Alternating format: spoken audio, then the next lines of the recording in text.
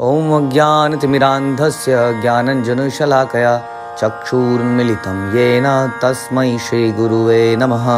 ॐ नमो भगवते वासुदेवाय। ॐ नमो भगवते वासुदेवाय। ॐ नमो भगवते वासुदेवाय। तो आज हम शुरू करेंगे श्रीमद् भागवतम दूसरा कैंटो 5वां चैप्टर 5 समस्त कारणों के कारण। देव देव नमस्तेस्तु भूतपा भावन पूर्वजा तदविजानीहि यज्ञानम आत्मा आत्मतत्व निर्दर्शनम। तो नारद उवाच, श्री नारद मुनि ने कहा, इससे पिछले चैप्टर के अंत में आपने सुना था कि सुखदेव गोस्वामी ने भगवान की स्तुतियां करी, गुणगान किया, प्रार्थना करी, हे भगवान मुझे शक्ति दीजिए कि मैं इसको बोल पाऊं। और फिर बोलना शुरू करते हैं परीक्षित महाराज के प्रश्नों का उत्तर ये कहते हुए कि ना, ये मैं तुम्हें जो आंसर है कि संसार का क्रिएशन हुआ कैसे, ये आंसर मैं तुम्हें नारद जी और ब्रह्मा जी के वचनों के आपस में जो वार्तालाप हुए उसके जरिए बताऊंगा। हमने सुना पिछले अध्याय में किस प्रकार भगवान ने ब्रह्मा जी के हृदय में नॉलेज दी सर्वप्रथम इस सृष्टि के अंदर अगर बात करें तो, और ब्रह्मा जी ने अपने पुत्र नारद को ज्ञान दिया। तो ये वही ब्रह्मा द्वारा नारद को ज्ञान देने का प्रसंग है जो हम सुन रहे हैं। श्लोक संख्या 1। श्री नारद मुनि ने ब्रह्मा जी से पूछा, ये पूछा नारद मुनि ने ब्रह्मा जी से, लेकिन ये बता रहे हैं सुखदेव गोस्वामी परीक्षित महाराज। हे देवताओं में प्रमुख देवता, हे अग्र जन्मा। ब्रह्मा जी कौन है? अग्र जन्मा, उनसे पहले कोई जन्म नहीं लिया, प्रथम जीव। हे अग्र जन्मा जीव, मैं आपको सादर नमस्कार करता हूं। कृपा करके मुझे वह दिव्य ज्ञान बताएं जो मनुष्यों को आत्मा तथा परमात्मा के सत्य तक ले जाने वाला है। नारद मुनि एक ट्रांसेंडेंटल व्यक्ति हैं, दिव्य व्यक्ति हैं, परम भक्त हैं। उनका प्रश्न बड़ा ही महत्वपूर्ण है, होना चाहिए हमारे लिए। प्रश्न क्या है? वो वाला ज्ञान बताएं जो आत्मा और परमात्मा के सत्य तक, जो बताए कि आत्मा क्या है, परमात्मा क्या है, इनका क्या संबंध है। ये वाली बात मुझे बताइए, इसके विषय में ज्ञान बताइए। इसको कहते हैं ना, दिस इज कॉल्ड राज विद्या। जो हम गीता में सुनते हैं कि भगवत गीता भी क्या है? राज विद्या है, क्योंकि ये आत्मा परमात्मा का ज्ञान देती है। हमारी जितनी भी नॉलेज है संसार में वो वेस्ट हो जाती है मरने के बाद, वो सारी विद्या दोबारा से लेनी पड़ती है। लेकिन ये विद्या ऐसी है जो जन्म जन्मांतर तक जीव के साथ चलती रहती है। यद्रूपम यदिष्ठानम यद सदृश यत शिष्ट मिदम प्रभु यत संस्थम यत परम यच्च तत्तत्वम वद तत्वतः। हे पिता, नारद जी पिता हैं, नारद जी के पिता हैं ब्रह्मा जी। हे पिता, आप इस व्यक्त जगत यानी कि मैनिफेस्टेड वर्ल्ड जो कि दिखता है के वास्तविक लक्षणों का वर्णन करें। अव्यक्त जगत हम कई बार आध्यात्मिक जगत को बोल देते हैं क्योंकि वो हमें नहीं दिखता है, ऑल्दो वो भी व्यक्त ही है, लेकिन हमें नहीं दिखता है इस नेत्रों से। तो इस हमें तो यही जगत दिखता है, ये व्यक्त जगत। इस जगत जो है, इस व्यक्त जगत के वास्तविक लक्षणों का वर्णन करें। इसका आधार क्या है? ये बना कैसे? ये इतना विशाल काय ये संसार, ये किस तरह उत्पन्न हुआ, किस तरह संस्थित है, और ये सब किसके नियंत्रण में चल रहा है? वेरी इंटेलिजेंट क्वेश्चन, हर व्यक्ति को पूछना चाहिए। नहीं पूछना चाहिए। जैसे हम माना किसी जगह में जा रहे हैं, जंगल में जा रहे हैं, किसी जगह पर हम क्या कर रहे हैं, वो वॉक कर रहे हैं, माना किसी पहाड़ी एरिया में गए, अचानक से वहाँ एक बंगला दिखता है बड़ा सुंदर सा। हम बंगले में चले जाते हैं, क्या आप उसमें रहने लग जाएंगे? खतरा है, रात को भूत आ सकता है। जंगल में इतना बड़ा बंगला एकदम खाली, कोई तो कारण होगा। आपको जानकारी लेनी पड़ेगी, कौन इसका मालिक है, यहाँ कौन रहता है, जानकारी लेनी पड़ेगी। अगर आप वैसे ही रहने लगे तो बहुत बड़ा खतरा हो सकता है। इसलिए किसी जगह में क्या हम ऐसे रहने लगते हैं क्या? किसी के घर में घुसे वहां रहने लगे। अब सोचिए, इस संसार में हम घुसी तो गए, हाँ एक घर ही तो है ब्रह्मा जी के अंडे में, और पूछ नहीं रहे हैं कहाँ से आया ये आखिर में ये जमीन खोद रहे हैं, जमीन में से सोना निकल रहा है, चांदी निकल रहा है। सरकार ने कहा ये हमारा है, बट क्वेश्चन ये है कि सरकार का कहाँ से है? तो जमीन के अंदर से निकला, इसका मतलब किसी का था। अब जमीन के अंदर से सोना हमने निकाला, समुद्र के अंदर से हमने पेट्रोल निकाला, सरकार ने बोला मेरा है, बट ये सरकार ने तो नहीं बनाया, आया कहाँ से? इसका मालिक कौन है? क्या चुपके से पेट्रोल पंप को भर लेने से हम उसके मालिक बन जाएंगे? सोचिए, क्या इसको ज्वेलर्स को सोने को बेचने से, सरकार को टैक्स देने से ये ज्वेलर सरकार उसके मालिक बन गए? नहीं, मालिक तो कोई और था, उसको तो पूछा ही नहीं जा रहा है। ये सारे क्वेश्चन आदमी को पूछने चाहिए कि ये कैसे उत्पन्न हुआ, ये कैसे मेंटेन हो रहा है, किसके नियंत्रण में चल रहा है आखिर? नहीं, चल पूछना चाहिए। हम पूछते हैं किसी शहर में जाते हैं और यहाँ के वो जो है चीफ मिनिस्टर कौन है, स्टेट के चीफ मिनिस्टर कौन है जी बताइए, यहाँ पे कैसे काम चलता है, राज्यपाल कौन है यहाँ के, ना पूछते हैं। जो शहर बड़ा अच्छा है, यहाँ बड़ी अच्छी व्यवस्था है, सड़कें बड़ी साफ साफ है, यहाँ पे लाइटें बड़ी अच्छी लग रही हैं, बड़ी व्यवस्था है। तो हम पूछते हैं ना, कौन है यहाँ के मिनिस्टर बताइए जरा, यहाँ के एमएलए कौन है, यहाँ के एमपी कौन है, हम जानना चाहते हैं। उसी तरह से यही प्रश्न पूछना चाहिए कि कैसे ये चल रहा है, कौन नियंत्रण कर रहा है। हम कहते हैं यहाँ की ट्रैफिक पुलिस बहुत बढ़िया है, यहाँ की ट्रैफिक पुलिस बहुत घटिया है, लेकिन ये सारे ग्रहों को चलाने वाली ट्रैफिक कंट्रोलर कौन है? कौन है जो इसको चलाता है? तो ये सारे प्रश्न एक व्यक्ति को पूछने चाहिए। व्यवहार जगत में किसी भी बुद्धिमान व्यक्ति को यथार्थ रूप में 3 बातें दिखती हैं। 3 बातें क्या हैं? हमें जीव दिखते हैं, जीव दिखते हैं ना अपने आसपास, और हमें व्यक्त जगत दिखता है, ये सारा संसार दिखता है, और इसके ऊपर अनंतिम नियंत्रण दिखता है। अनंतिम नियंत्रण से आप कह सकते हैं कि नियंत्रण कैसे दिखता है संसार में, क्योंकि संसार में हमें सब कुछ बड़ा ऑर्डरली दिखता है, हाँ, बड़ा सिस्टमेटिक दिखता है। जैसे कि आदमी पैदा हो तो होगा ही होगा, वो बड़ा होगा, हाँ, उसके बाद वो धीरे धीरे बूढ़ा ही होगा, फिर मरेगा ही मरेगा, है कि नहीं? बिल्कुल परफेक्ट सिस्टम दिखता है। हम देखते हैं अपने फिंगर प्रिंट्स, हम देखते हैं कि हर आदमी के फिंगर प्रिंट्स अलग हैं, कितनी अजीब सी बात है। हर आदमी का रेटिना अलग है, कितनी अजीब सी बात है। लगता है कि कोई परफेक्ट डिज़ाइनर इसको डिज़ाइन कर रहा है, नहीं तो कितने सारे करोड़ों अरबों लोगों में कैसे पॉसिबल है? ये लाइनें ही तो हैं, देखिए ध्यान से देखेंगे तो लाइनें ही दिख रही हैं, बस ऐसे ऐसे करके लाइनें ही तो हैं। लेकिन हर व्यक्ति के अलग है, हर व्यक्ति का डीएनए है, डीएनए में उस व्यक्ति का पूरा कोड है, हाँ, कि वो व्यक्ति की आवाज़ कैसी होगी, उसकी हाइट कितनी होगी, उसका रंग कैसा होगा। उस डीएनए को अगर डेवलप करेंगे तो आप एक रेप्लिका बना सकते हैं। तो ये सारी बातें सोचने की हैं कि ये है नियंत्रण। तो बुद्धिमान व्यक्ति देख सकता है कि ना तो जीव ना ही व्यवहार जगत संयोग जन्य सृष्टि नहीं है, it's not an accidental creation. कि जैसा हम बचपन से सुनते आए हैं, आप लोगों ने भी पढ़ा होगा, मैंने तो पढ़ा है, मैंने बचपन में खुद पढ़ा कि सूर्य में एक जबरदस्त धमाका हुआ, सुना होगा आपने। उस धमाके में जो है पृथ्वी सूर्य से टुकड़ के टूट के गिर पड़ी। करोड़ों सालों तक पृथ्वी ठंडी होती रही, ठंडी होती रही, ठंडी होती रही, उसके बाद ये क्रिएशन हो गई। अच्छा देखिए, आप लोगों ने ज्वालामुखी देखा होगा, ज्वालामुखी वॉल्केनो में से लावा निकलता है, लावा कई सालों तक ठंडा हो जाता है। जाके देखिए लावा ठंडा होके कैसा दिखता है। क्या उसमें सुंदर तितलियां उड़ती हुई दिखती हैं लावे में? क्या उसमें सुंदर चीजें दिखती हैं आपको? लावा इज लावा, जो कि ज्वालामुखी से निकला था। हाँ, हम कहते हैं कि सूर्य से टूट के निकला, ठंडा हुआ करोड़ों साल में, और इतने सुंदर झरने, इतने सुंदर पहाड़, और इतना सुंदर सब कुछ बन गया इसके अंदर, इतनी अच्छी तितलियां, इतने अच्छे तोते, सब एक्सीडेंटली बन गया। तो यहाँ पर बात कर रहे हैं, कोई भी व्यक्ति है जो इंटेलिजेंट है वो समझ जाएगा this is not an accidental creation. सृष्टि एवं इसके नियमनकारी कार्य कारणों से इसके पीछे किसी बुद्धिमान मस्तिष्क की योजना कार्यशील प्रतीत होती है। साफ लगता है कि कोई इंटेलिजेंट व्यक्ति ने बनाया है। अगर ऐसा नहीं होता तो जानते हैं आज की डेट में साइंस एज ए सब्जेक्ट होता ही नहीं, क्योंकि साइंस सब्जेक्ट इसी अजम्पशन पे चलता है कि देयर इज एन लॉ, और उसी लॉ के आधार पर वो मानते हैं कि ये लॉ हमने आइडेंटिफाई किया, अब ये लॉ चल रहा है, यूनिवर्सली चल रहा है।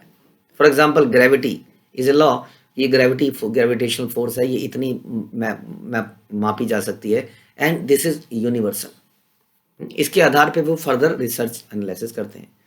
माना कि अगर हम बोलें जी कानपुर में ग्रेविटी नहीं है जी, दिल्ली में ग्रेविटी है, बिहार में ग्रेविटी नहीं है, तो बताइए क्या ये जगत हो जाता? सारे साइंटिफिक रिसर्च में ये पाया जाता है कि सारे जो लॉ हैं जो हम पढ़ते हैं साइंटिफिक लॉज, वो बिल्कुल रिपीटेडली फॉलो हो रहे हैं। इसी से पता चलता है कि there is a perfect design. शुद्ध जिज्ञासा द्वारा और किसी ऐसे व्यक्ति की सहायता से जो उसे वास्तव में जानता हो, परम कारण को खोजा जा सकता है। सर्वं ह्रेतद् भवान् वेद भूत भव्य भवत् प्रभु करामलक विश्वम विज्ञानवसितम तव। हे पिता, आप यह सब वैज्ञानिक ढंग से जानते हैं। हे ब्रह्मा जी, आप जानते हैं साइंटिफिकली। क्यों जानते हैं? क्योंकि you are the creator, you are the developer. देखिए, डेवलपर और प्रमोटर में फर्क होता है ना। बिल्डर और promoter. Krishna is like the promoter and Brahma ji is like the builder. और उन बिल्डर के पास कई सारे इंजीनियर भी हैं जो इसको इंजीनियर करते हैं। तो Brahma ji is the chief engineer भी कह सकते हैं एक तरह से। तो कहते हैं आप जानते हैं क्योंकि भूतकाल में जो रचा गया, भविष्य में जो रचा जाएगा, वर्तमान में जो रचा जा रहा है, तथा इस ब्रह्मांड के भीतर जितनी भी सारी वस्तुएं हैं वे सब आपकी हथेली में आंवले जैसी हैं। यानी कि आप बिल्कुल परफेक्टली जान सकते हैं। हथेली में आंवला छोटा सा, चारों तरफ देखा जा सकता है उसको। आपके लिए सारा संसार ऐसा ही है। किसी वस्तु विशेष का असली निर्माता जानता है कि उसमें निर्माण कला किस तरह, उसने निर्माण किससे सीखी, कहाँ से उसको सामग्री मिली, किस तरह उसे जोड़ा गया। वो जानता है कि इस बिल्डिंग में कौन सा सीमेंट लगा है, कौन सा सरिया लगा है, कौन सा आयरन है, कौन सा, ये सब चीज़ जानता है। कहाँ की ईंटें लगी हैं, डिज़ाइन क्या है, अंदर का डिज़ाइन क्या है, एक्सटर्नल स्ट्रक्चर क्या है, इंटरनल स्ट्रक्चर क्या है, सब जानता है। उसी तरह से यहाँ से ब्रह्मा जी या भगवान जानते हैं कि बनाया कैसे गया है और बनाने का पर्पस क्या है। हर बिल्डिंग को बनाने का एक पर्पस भी होता है। यहाँ पे शॉपिंग मॉल बनेगा, यहाँ पे एक फैमिली रहेगी, 4 फैमिली रहेंगी, यहाँ पे स्पोर्ट्स कॉम्प्लेक्स बनेगा, ये कमर्शियल अपार्टमेंट बनेंगे, वटेवर। हाँ, तो भगवान ही जानते हैं पर्पस क्या है। पर्पस बेटर जानता है प्रमोटर। बिल्डर के पास पर्पस की नॉलेज भी ज़्यादा नहीं होती जब तक कि प्रमोटर उसको बताए ना। इसी तरह से आप इसको समझना पड़ेगा कि यही बता रहे हैं कि ब्रह्मा जी से नारद जी पूछ रहे हैं कि आप जानते हैं क्योंकि आप एटलीस्ट क्रिएटर हैं। लेकिन ब्रह्मा जी और बड़े इंपॉर्टेंट प्रश्न नारद जी ब्रह्मा जी से पूछते हैं, सुनिए।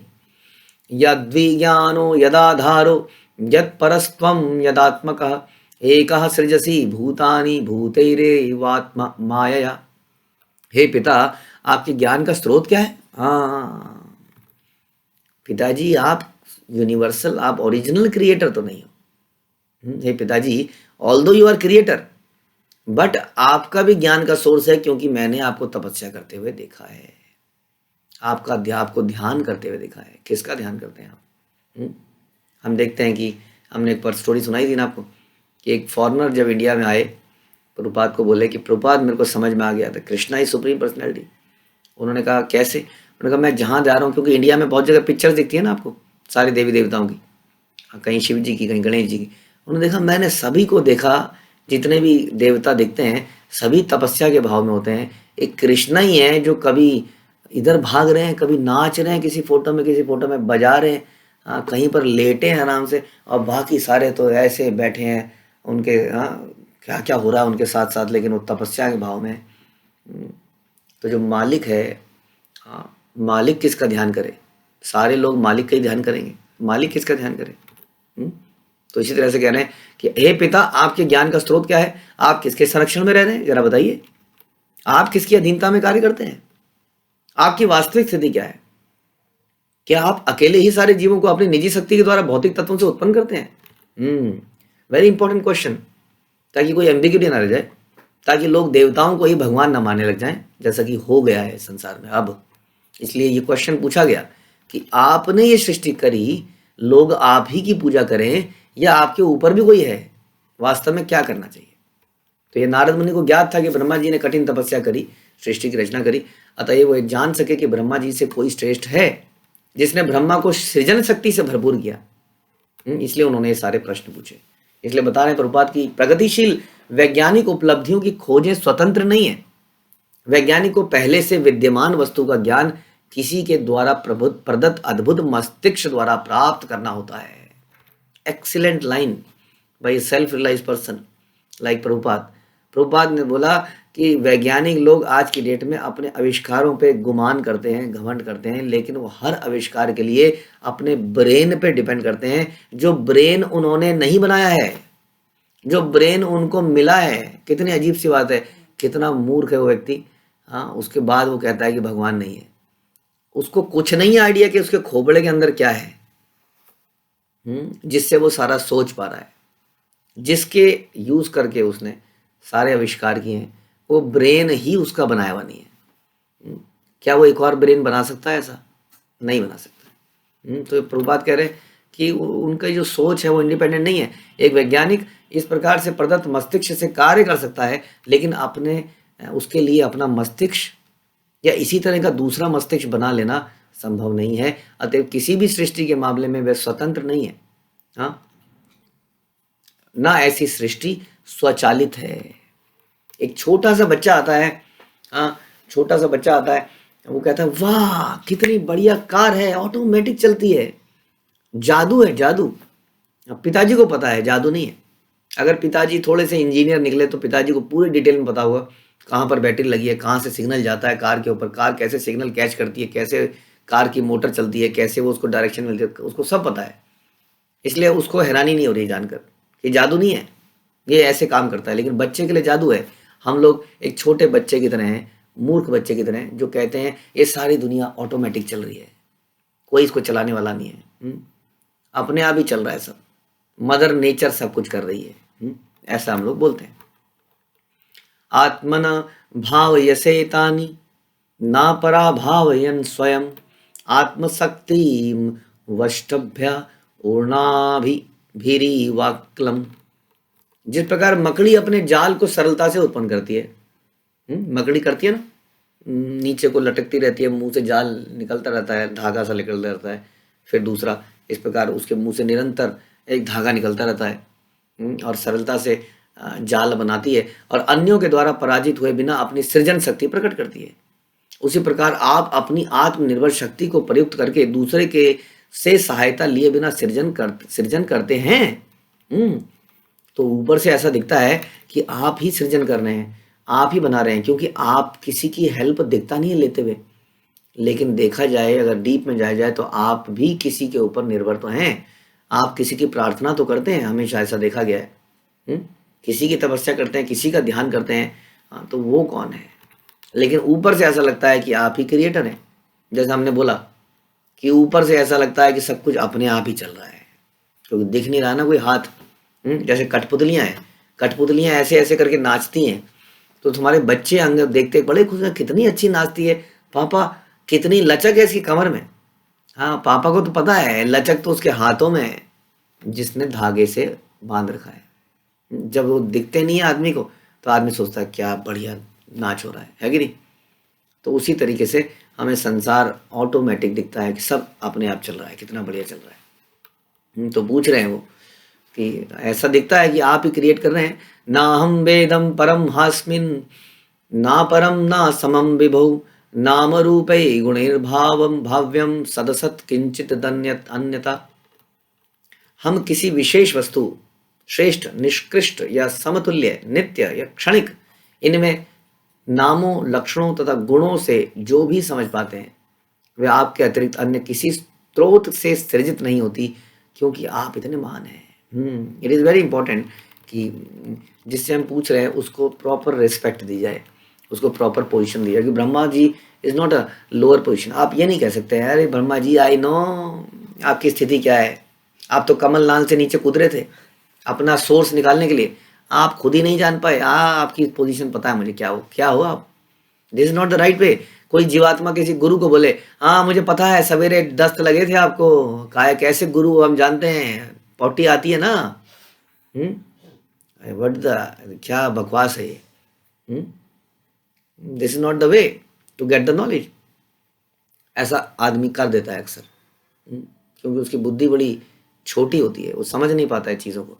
उसको समझना पड़ेगा कि हमने सुनते हैं कि यदि कोई व्यक्ति प्रचार करता है तो उसको भगवान की विशेष शक्ति प्रदान की जाती है, कैसे उसको अप्रोच करना चाहिए, किस भाव से उसको अप्रोच करना चाहिए, हाँ, तभी वो आपको बताएगा। जीवात्मा तो वैसे ही नहीं कहता कि वो भगवान है, वो तो पहले खुद ही बता रहा है कि मैं भगवान नहीं हूँ, मैं प्रकृति के से बद्ध हूँ भैया। देखो हमें भी बुढ़ापा आ रहा है, देखो हमें भी बीमारियां हो रही हैं, बट कृष्णा को भी बीमारी नहीं होती, हमारे इटर्नल शरीर को आत्मा के लेवल पे बीमारी नहीं होती, उसको हमें प्राप्त करना है। लेकिन जब तक हम इस शरीर में हैं, चाहे गुरु का शरीर क्यों ना हो, ये शरीर में बीमारियां भी होंगी, मृत्यु भी आएगी, बुढ़ापा भी आएगा, सब कुछ होगा। यही तो ज्ञान देते हैं गुरु। तो उन्हें बड़ी रिस्पेक्टफुल देना चाहिए। जैसे कि यहाँ पर नारद मुनि ऑल दो जान रहे हैं कि ब्रह्मा जी के ऊपर भी कोई है, लेकिन ब्रह्मा जी को यहाँ पर अपना सब कुछ मानते हुए, उनके सामने नतमस्तक होते हुए, उनको बड़ा रिस्पेक्ट देते हुए एक तरह से पूछ रहे हैं और बता रहे हैं कि जो आप ही हैं, इस लिमिटेड विजन में तो आप ही क्रिएटर हैं। हाँ, लेकिन क्या आपके ऊपर भी कोई है? तो उनको बड़ा रिस्पेक्टफुली बता रहे हैं।